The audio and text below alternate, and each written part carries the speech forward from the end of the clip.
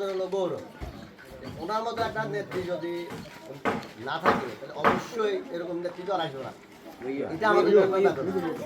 আজকে ওনার যে সন্তান আসছে এই বাংলাদেশের হাল ধরার জন্য দীর্ঘ নির্যাতনের পরে উনি বাংলাদেশে আসছেন, এই বাংলাদেশে হাল ধরবেন, বাংলাদেশকে পৃথিবীর মানচিত্রে একটা উন্নত দেশ হিসেবে প্রতিষ্ঠিত করবেন এই সংকল্প নিয়ে আসছেন। এবং সেই আলোকেই আগামী যে 12 তারিখে নির্বাচন হবে সেই নির্বাচনে উনি এই খালেদা জিয়া থাকলে উনি নির্বাচন করতেন। আপনারা সবাই কিন্তু খালেদা জিয়াকে ভালোবাসেন, আমরা ভালোবাসি সবাই খালেদা জিয়াকে, আমরা ভোট দিতাম। খালেদা জিয়া যখন মারা গেছে সেই কারণে উনি তারেক রহমান সাহেব আমাদের ফেনীর ছেলে মুন্সি রফিক আলম মন্ত্রী সাহেবকে এই এলাকার দায়িত্ব দিয়েছেন। উনি অত্যন্ত ভালো মানুষ এবং কর্মঠ, একজন শিক্ষিত এবং রাজনৈতিকভাবে ছোটোকাল থেকে রাজনীতি করে এদেশের মানুষের সাথে মানুষের সাথে মিশে গেছে।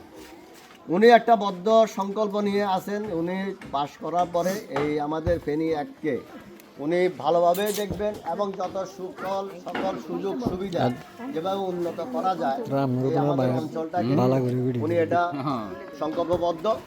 আমরা আপনাদের কাছে একটা অনুরোধ থাকবে এটা